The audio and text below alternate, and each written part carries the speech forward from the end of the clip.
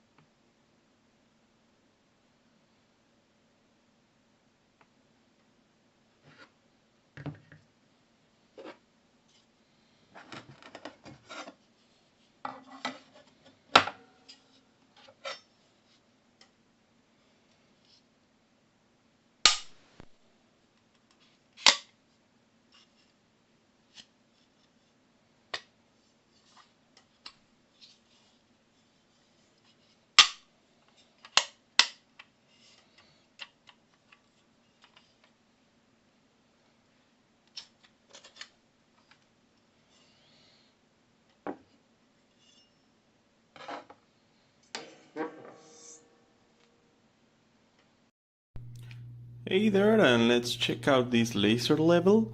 As you'll see on the packages of the content, there's also a plate where you can screw it, and it's got a magnet so you can put it against a wall and use it that way, or you could probably get a tripod for it, as long as you can screw it over there. I'm not sure which brand does that type of tripod, but shouldn't be a problem to find them. Just like any other laser level, you have your space to recharge it.